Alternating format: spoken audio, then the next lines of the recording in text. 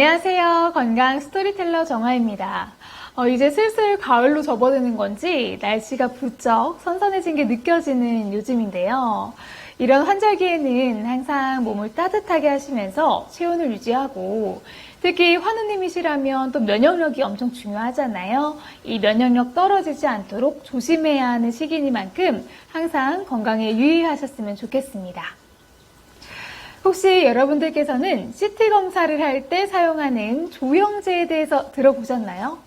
오늘의 주제는 CT를 찍을 때 필요한 조영제의 위험성과 어떻게 해야 그 부작용을 최소한으로 할 수 있을까에 대한 내용을 다뤄보도록 하겠습니다. 조영제는 정맥 혈관에 굵은 주사 바늘을 꽂아서 영상의 대조도를 높여 질병을 명확하게 구별하도록 만드는데 이를 CT나 MRI로 측정하는 원리입니다. 간단히 말씀드리면 이 방사선을 통과시키지 않아서 그 부분이 조금 더 명확하게 보이는 것인데요. 보통 CT 검사의 대부분인 약 80%는 혈관 조영제를 사용해서 검사를 시행하고 있습니다.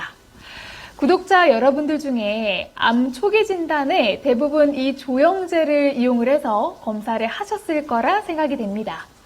그 이후에도 병원을 꾸준히 다니셨다면 이 추적 관찰하실 때 이용을 하셨을 수도 있고요. 자, 하지만 한 기사의 내용을 좀 말씀드려 볼까 합니다. 제목은요, CT 촬영 증가로 조영제 부작용도 껑충, 장비 투자 수익 때문에 병원 측 요구에도 의사도 부담이라는 게 기사의 제목이고요. 잠깐 내용을 짧게 읽어드리겠습니다.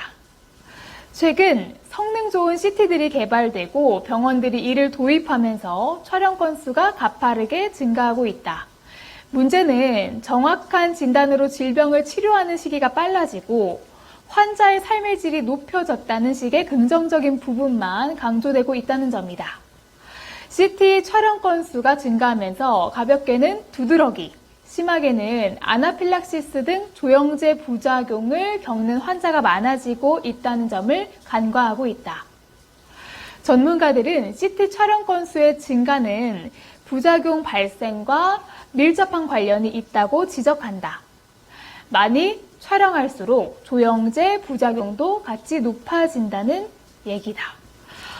기사 중 일부를 발췌해서 읽어드렸는데요. 기사 밑에는 CT를 찍고 생기는 조영제의 부작용이 빠르게 상승 곡선을 타고 있다는 내용을 들어서 최소 몇 억 이상 하는 고가의 장비에 대한 비용 대비 효과를 생각해 이 병원이 불필요하게 많은 CT를 강요하고 있다고 이 현대의학의 암 치료와 그 맹점에 대해 비판을 하고 있었습니다. 한국에서 조영제 부작용이 한 해 14,500건 정도 발생을 하고 또 알레르기, 신장병 환자의 위험이 크다고 경고를 하고 있습니다. 가장 많은 부작용이 보통 두드러기와 가려움증, 그리고 또 미식거림이 심해지다가 구토까지 하는 분도 계시거든요. 이는 조영제의 특정 성분이 이 알레르기 반응을 유발시켜서 나타나는 증상 중에 하나인데요. 이 알레르기 반응이 심한 분들은 호흡곤란이나 심정지가 올 수도 있고 또 혈압이 급격히 떨어질 수가 있는데 10만 명 중에 한 1명 정도는요, 조영제 사용 중에 이러한 이유로 사망까지 할 수 있다고 합니다. 또한 신장 기능이 떨어진 사람들은 조영제 중에 특정 조영제를 사용하게 되면 피부가 섬유화가 되면서 딱딱하게 굳고 두꺼워지는 전신 섬유화증이 생기기도 하는데 이 병은 심할 경우에 심장이나 폐에도 영향을 끼쳐서 사망에도 이를 수 있기 때문에 조영제를 사용을 너무 가볍게 생각하지 않으셨으면 좋겠습니다. 실제 사례 중에 서울대 병원의 이 조기 위암 수술 후에 추적 관찰을 위해서 조영제 CT 촬영을 위해 내원을 했었는데요. 부작용으로 호흡 곤란이 발생해서 항히스타민제를 투여해서 간신히 회복을 하는 사례도 있었습니다. 무엇보다 문제는 우리가 의사의 결정에 너무 전적으로 의지한다는 건데요. 예전에 TV에서 이런 실험을 한 적이 있었습니다. 연기자가 이 의사 가운을 입고 진찰을 받은 사람들에게 진찰의 일부라면서 회개한 이 몸짓을 따라하라고 하니까요. 100이면 100, 아무 의심 없이 이 진찰자들은 연기자 의사의 행동을 따라했다는 건데요.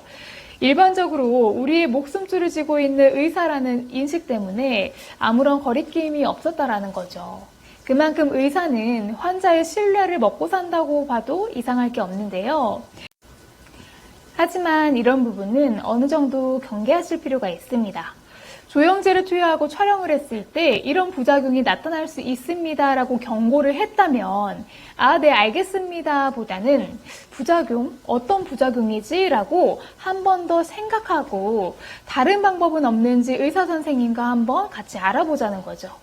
CT를 너무 자주 찍는다면 초음파나 종양 표지자로 이를 추적할 수 있는지 알아보는 방법이 될 수도 있고요.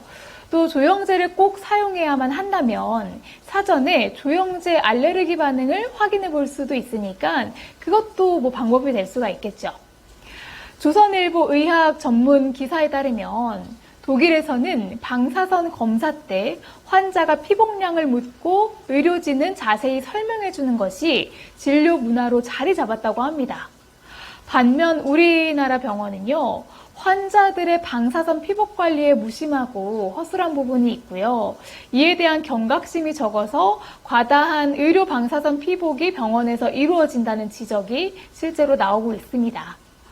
무엇보다 본인이 해당 부분에 가장 많이 공부하는 게 가장 좋은 방법이 될 수가 있겠죠. 저희 어머님도 본인이 겪고 있는 상황을 전문적으로 이해하시기 위해서 많은 공부를 했었는데요. 이 의사를 배타적으로 생각하실 필요는 없지만 이런 상황에서 객관적으로 나에게 도움이 되는 길은 뭘까 스스로 공부하고 판단하는 것이 필요합니다.